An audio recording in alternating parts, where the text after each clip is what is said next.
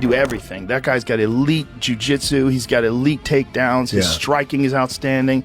Like, I've seen a lot of heavyweight, even Francis, who's like the greatest, scariest power striker I've ever seen in the heavyweight division. No one's scarier than Francis. Francis does not move like Tom Aspinall. Tom Aspinall just dropped some training footage, and it's insane. The whole MMA world is freaking out. Joe Rogan saw it, and like everyone else, he couldn't believe it. This wasn't your usual hype clip. It felt different. Every punch, every move. It was fast, sharp, and brutally powerful. Tom Aspinall is significantly faster than every other heavyweight. That's a real problem, because he's a heavyweight, and he's a big guy, a really big guy, but he moves so fast. And so his speed has always been like extraordinary compared to other heavyweights. Like, he just fucking moves in. It's all like fast, explosive movements. So he's got natural speed, but then he's also got a lot of training to execute quickly. So when he moves in, he closes the gap. You can see, like, he's fast for a big guy. Right. I want to see it so bad. John was shitting all over Aspinall, saying that I think that's lucky, a bad way to go. He was lucky that he blew his knee out with Curtis Blades, because Curtis was teeing off Doing on him. well. Unless John avoided him, unless John used his wrestling to avoid exchanges, you know what that's all about. Correct. It's called the Shop Shutdown. Shop shut down. I saw a 7-part They did with series on Cyborg. it. Yes. The Stipe fight, which is just like, it's a weird thing. Aspinall's an athlete, man. He's such a good athlete. Freak athlete. Very fast. Very fast for a heavyweight. So fast. Yeah, but we felt the same way about Ciryl Gane. Yeah. But Ciryl Gane doesn't have wrestling, doesn't have jiu-jitsu. Aspinall's like legit on the ground. Very legit on the ground. So legit dad- that his dad owned a jiu-jitsu gym. His dad's a black belt. He started doing jiu-jitsu at 2. Finally, we're back after over a year hiatus. Me and Ciryl finally signed on the dotted line. This is the 4th time we've been matched up together. He turned down the fight early on before we were both in the rankings. After that, he fought Spivak. I said in a post-fight interview after I beat Tabora, I'm going to go to Paris. I'm going to be sat front row for Ciryl Gane against Sergey Spivak. I'm going to beat the winner, and then I'm going to beat John Jones. I went to Paris. Ciryl, fortunately, turned down the fight on a second occasion. Third occasion, I fought Curtis Blades. The original opponent was Ciryl Gane. Unfortunately, Ciryl Gane was busy that day. Ciryl was filming his Netflix series. Can't remember what it's called, but I'm sure you can check it out now on Netflix. And now we are matched up for the 25th of October, Abu Dhabi. Me and Ciryl. The 4th attempt is here, and this is Cyryl's 3rd title shot. So we are going to try and get rid of Ciryl Gane from the title picture for good. Powerful. Tom's not training for just another fight. This is war, and his target, one of the most skilled, respected, and dangerous strikers in the heavyweight division, Ciryl Gane. Now that the footage is out, it's everywhere. It's blowing up online. MMA forums exploding, fans are debating like crazy, fighters are throwing in their opinions, analysts are picking sides, and then there's Joe Rogan. What are your thoughts on Ciryl Gane being potentially the toughest opponent yet for you? A lot of people say somebody you've not really sort of faced that type of fighter in the heavyweight division. I think both me and Ciryl are we both have niche style for heavyweights. We don't fight like heavyweights, both of us. So this could be the fastest, the best moving heavyweight fight that anybody's ever seen. We're both great movers. We're both light on our feet. We're both elusive. So this is going to be great. And by the way, all this stuff that I've just said previously, we actually made a video this time last year, a little bit longer, when we found out that Manchester was going to come and there was going to be an event in Manchester.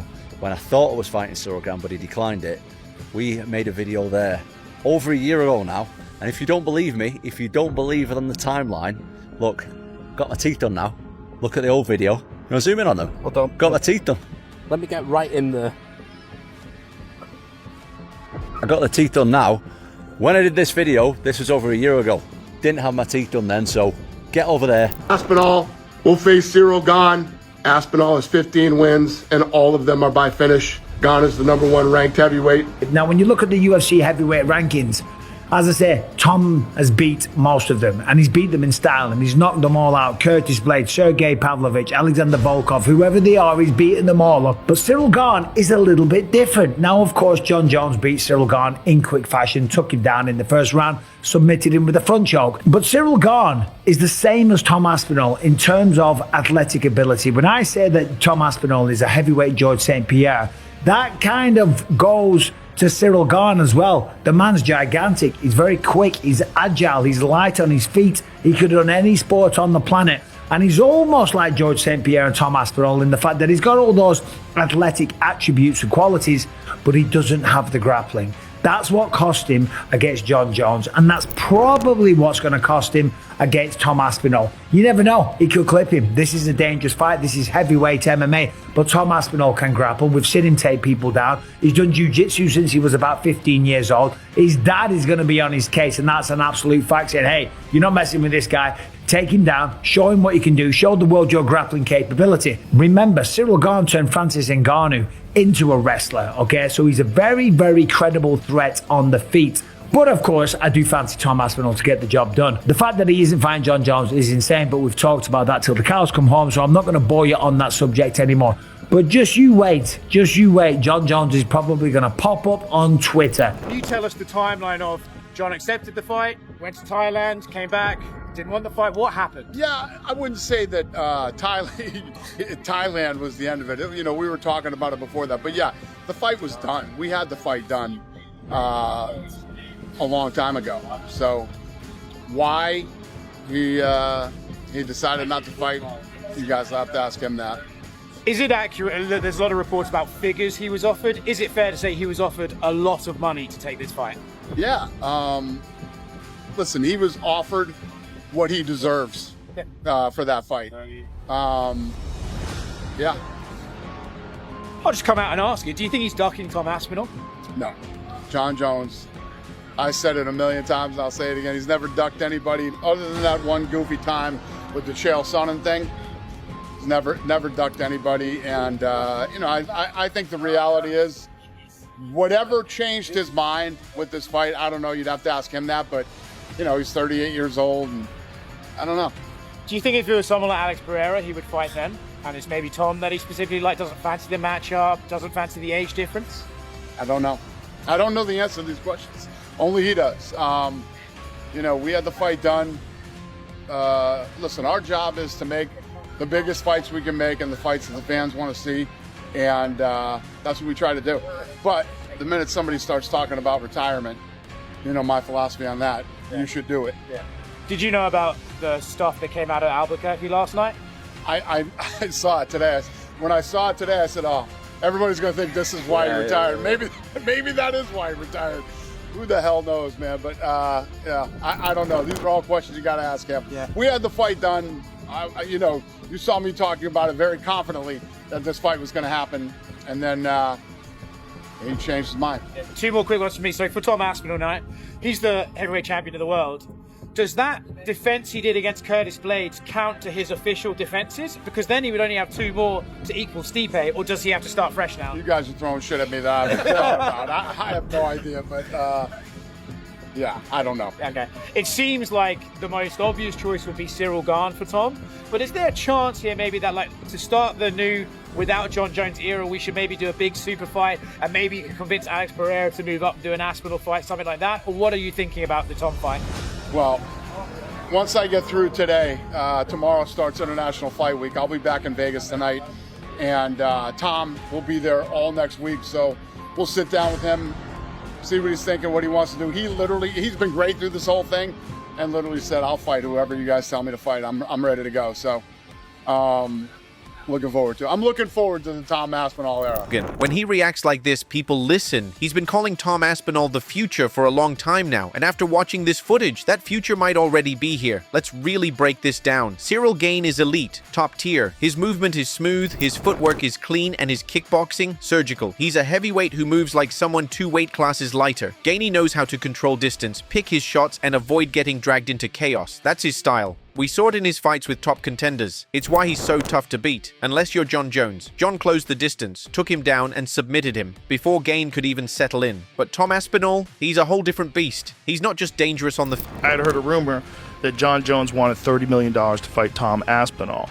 And I did hear that rumor. And I did hear that the UFC said yes, but it is not true. So Dana contacted me and said that rumor's bullshit. So I felt obligated to tell everybody that was a fake rumor. What do you think the amount is that John Jones would fight him for, or do you think it's an amount? Well, apparently John is thinking about retiring. Yeah. And he should. I mean, he's going to have to someday. He should. I'm not saying he should retire. I'm saying he should think about it. Give the man all the time he wants. He can fight whenever he wants to fight. That's John Jones. He's the GOAT. So leave him alone. If he decides one day to come back, and he comes back and he wants to fight Tom Aspinall for the heavyweight title, the question is, like, how long are you allowed to hold on to the title before they start having that conversation? Now, he just knocked out Stipe Miocic, so give the man months. Give the man 5 or 6 months. Just leave him the fuck alone. But at a certain point in time, you have to decide who the heavyweight champion is. And if Tom is the interim heavyweight champion and John decides he doesn't want to fight anymore, he could do that. And he could do that also and then come back in a year and fight for the title. He could do that. Like, he could do whatever he wants. John Jones says he wants to be on there too, and he says he would fight whoever the champion is. So would you be okay with him, like, coming back, potentially winning that belt again? You know, I thought about him. I can't risk putting him in big positions in a big spot and have something go wrong, especially the White House card. I was retired. I felt like I was at a place where I've done it all in the MMA space, and felt like there wasn't too many more challenges for me, and I just wanted to do something more than championships and money. And Donald Trump mentioned that he wanted to have a fight at the White House Garden, you know, and that just seems like such a huge opportunity. I'm a very proud American. I have a lot of close friends that are in the military, and this is my act of I can't call it service, but just to be able to entertain the country and the world at this level at the White House, it just means the world to me. So I'm back. So they've announced this White House UFC fight. Can we expect to see you on the card? I can't promise anyone anything, but I have a very strong feeling that I'll be on that card. It's going to be historic. But who would you take on? Who would be your dream opponent? I would want to take on whoever's holding the belt at the end of the year. Any possible names you think? Well, you know, I mean, as of right now, the champion is Tom Aspinall, but we'll see who's the champion at the end of the year. It'd be only fitting to have an American guy fight for the championship that night.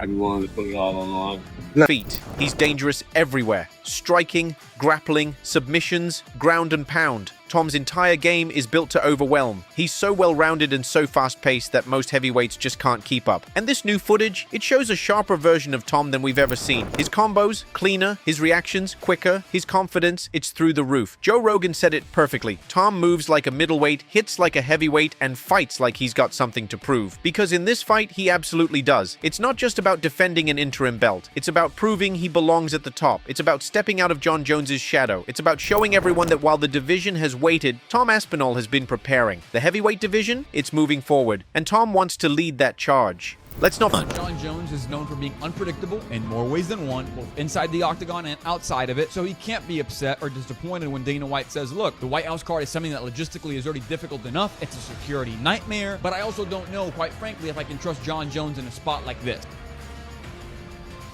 Tom Aspinall just retired John Jones. Just as he predicted, Tom Aspinall, over a year ago, I think, said, I will retire this man without even having to fight him. He's never going to fight me. And despite all the umming and ahhing and all the fucking pretending that he was going to actually ever get in the cage with Tom Aspinall, John Jones has done what we always knew he was going to do. He's tucked tail and ran. Imagine calling yourself a goat and yet behaving like such a duck. I mean, this is like back in the playground. John Jones has got a bike.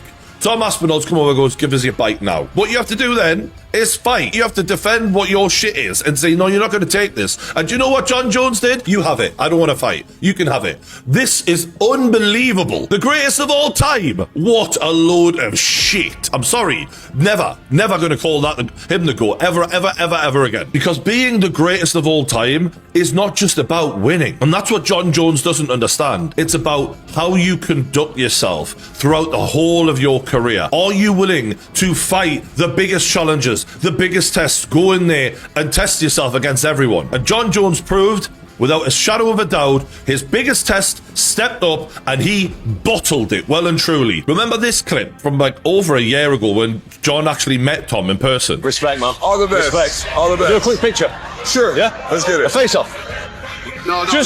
Okay. He wouldn't even face off with Tom Aspinall, let alone get in a cage with him. And after all of the fannying around and waiting for John Jones to man up and strap his balls on and defend his heavyweight title, because you've never really earned it. You beat a guy who wasn't even the champion. You beat Stipe. Oh my God, what a farce that fight was. If for whatever reason it falls apart and we never get to see John Jones versus Tom Aspinall, the UFC is not to blame.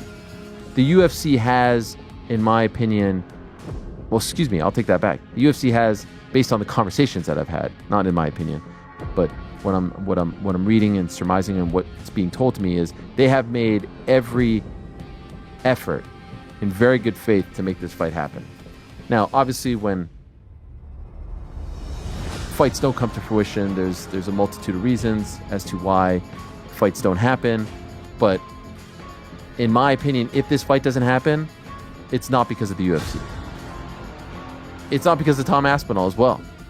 I think ultimately who will decide whether or not this fight happens or not is John Jones. Now, that's not some big breaking news, but I say that to say, yes, if John wants the fight to happen today, and I don't mean like the fight to actually be fought today, but like done deal today, it could be a done deal today. It's up to him, and it's always been up to him. Now, for a while, you could have said, all right, they have to meet whatever number, right? That 30 million was thrown out. Whatever that number is, Rogan walked it back. I had heard the same number, whatever. Point is, I believe that the UFC has met all the demands. Well, in a very favorable way for both guys. They both have demands. We know what Tom wants to a degree, and we know what John wants to a degree. I think ultimately it's on him. Now, we don't need to get into the whole, like, at what point do they need to pull the plug on this, and when's the deadline? We've done that song and dance a bunch of times, and I'm kind of tired of it. Like, they'll do it when they need to do it. They'll do it when they want to do it. They'll do it when they need Tom to fight, if John isn't going to be that guy. But I think at this point, there are some people who want to say, hey, the UFC didn't make Jones versus Ngannou.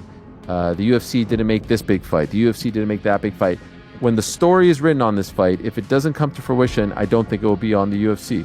I really think the UFC, based on what I'm hearing and have been told, I really think the UFC has done everything that they could to make it happen.